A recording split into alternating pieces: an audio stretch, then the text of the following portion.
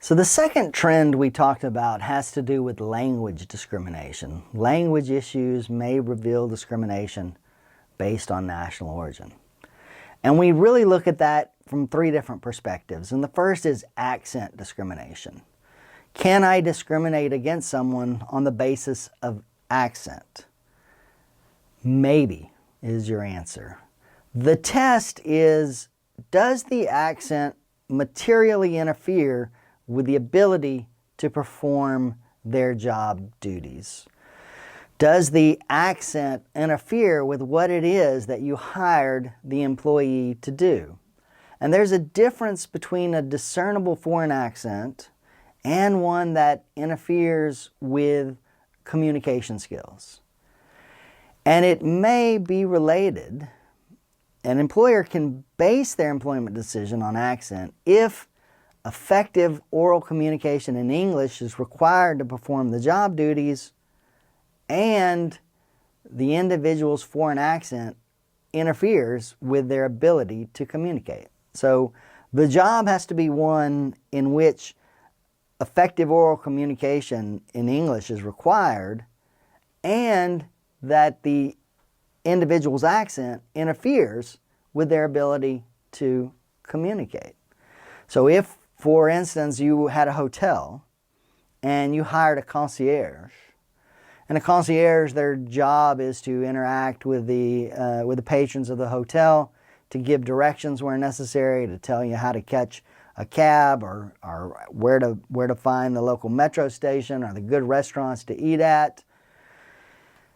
That job would require effective oral communication in English.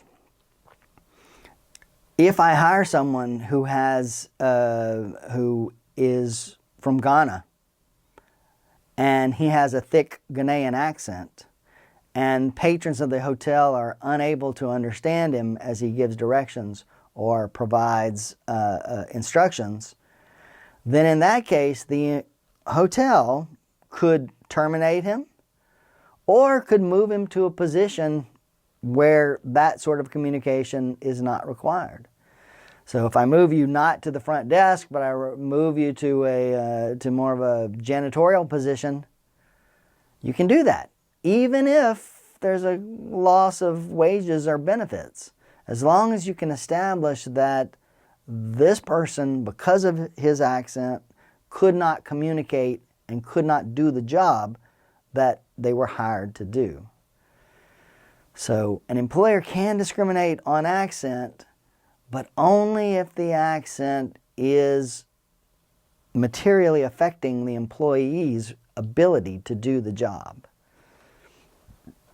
Case discussion here, this is a case from OU, and it involved a man named Mr. Carino who worked at the dental lab at OU. And Mr. Carino was from the Philippines and had a Filipino accent, and Mr. Carino, his supervisor left, and Mr. Carino was named acting supervisor. And at some point he believed that he was the supervisor for the job, that he had the job. And it was to his great surprise, after having done this job for 6 months or so, when he discovered that, in fact, OU had hired a new supervisor without ever telling him that he wasn't the supervisor. And he wound up filing a lawsuit. And the OU's response is that his Filipino accent interfered with the ability to do his job. At the dental lab, one of their responsibilities is to interface with the dentist there and to make devices pursuant to what the dentist has asked for, and under the idea that the device is going to be based on what the dentist has said. And there's a back and forth, there's an interactive process. And what OU said is that his accent prevented that interactive process from occurring. Mr. Carino won the lawsuit in large part because he had done the job for months before that, and there had never been a mention of his accent preventing that from occurring.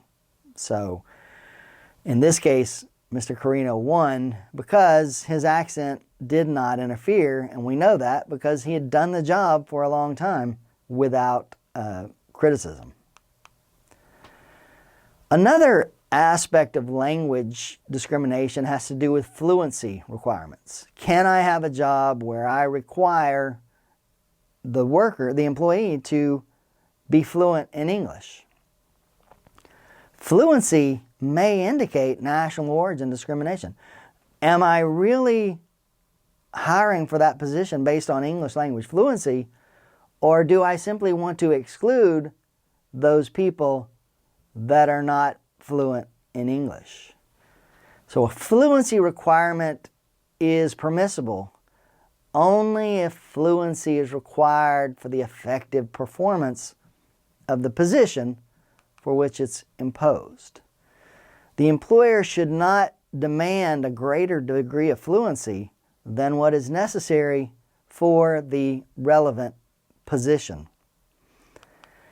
And in fact, fluency requirements may even lead to a hostile environment claim. There was a case a few years back out of Utah involving a facility, a factory, that what they did is they put together these vitamin packets that you see on the counters of convenience stores, in which a number of vitamins are put together in a little plastic package and then sold all together. And what this facility, how it worked, was there was an assembly line and there was a number of workers, and their job was to take the pills off and put them into the plastic containers and to do it with another pill and so on. Now, this company put into place an English language fluency requirement, and for a job that clearly did not require English language fluency. So that was bad enough, but then the company also put in mandatory training for those that were unable to pass a fluency test, and they repeatedly told their employees that if you don't pass the test, you're going to get fired. And all of that together eventually led up to a hostile work environment claim, that they were being harassed because of their national origin. So fluency requirements permissible, but only if fluency is actually required for that position.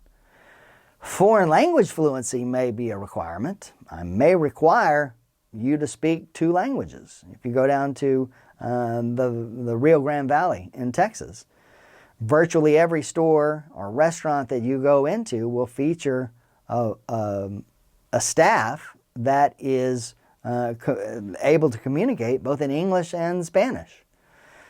And if my clientele requires an employee who speaks both languages, then I can make foreign language fluency a requirement. The last aspect of language discrimination that we talk about are English-only rules.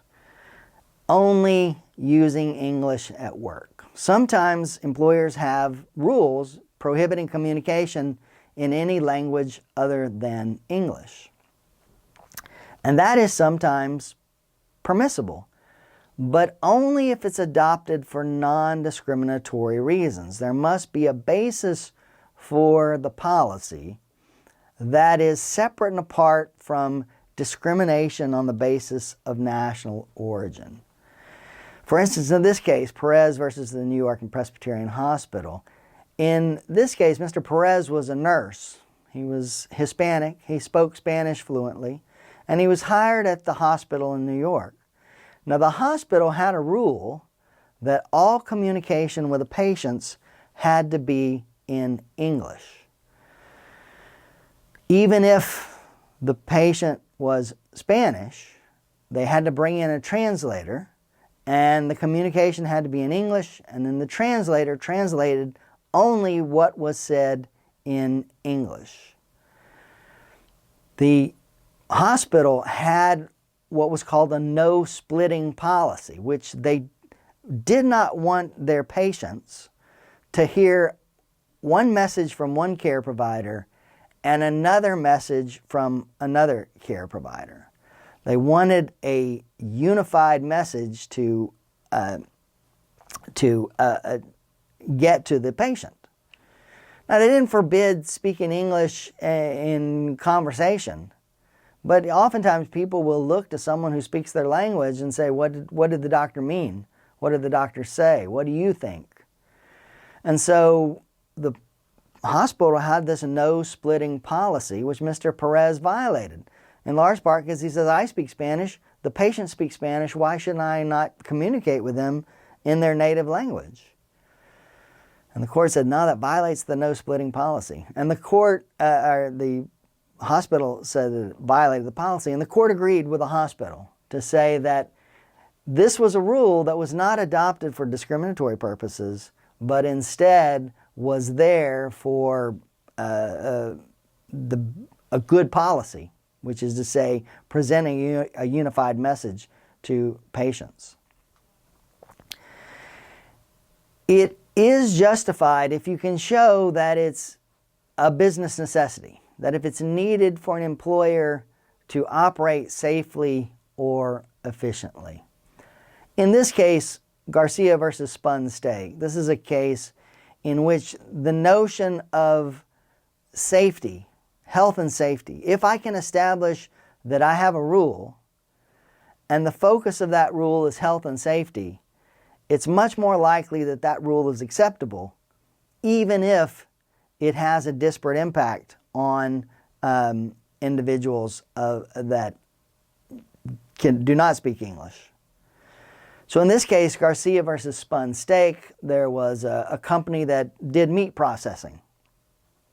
Big slabs of meat would come down, it would be cut into various steaks and wrapped and sent on its way. So there's a lot of big, dangerous saws being used, and then there's the assembly line being used.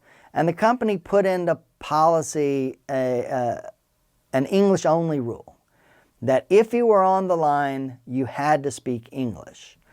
Now, at the factory, about a third of the workers could only speak English. About a third of the workers could speak Spanish and English, and the remaining third could only speak Spanish. So this is going to be a policy that's going to have a disparate impact on people who speak Spanish, who are predominantly of an Hispanic ethnicity, heritage, national origin. And so they object to the rule. This rule unfairly discriminates. It has a disproportionate impact on those workers of of a certain national origin. The court, however, sided with the employer, which is to say this is a health and safety issue. If something goes wrong on the line, then there must be an instant communication, and everyone on the line must understand what that communication is. So I can have a rule that says you can only speak English in that particular environment. Now, I could not have a rule that said on your breaks you must speak English, or in the break room it's an English-only rule. The English-only aspect of it must only apply to that factor that will establish this discrimination for reasons other than illegal discrimination. Whenever you have a situation with an English-only policy, think about business necessity. Can I establish that this policy is necessary for my business? Supervisory concerns. My supervisors need to be aware of what's happening in the workplace. Therefore, I can require those employees to only speak English. Obviously, workplace safety and health, that's the number one, that's the best justification for an English-only policy. Productivity, a little bit harder, but you can establish that an English-only policy will increase productivity, which will increase the earning power of the firm, and therefore provide a better work environment for everyone. Now, Title VII also provides a remedy for harassment based on national origin. We'll talk a little bit more about that. Harassment is one of the most common claims raised in national origin charges. The last decade, we've seen 30% of national origin claims now include a harassment claim.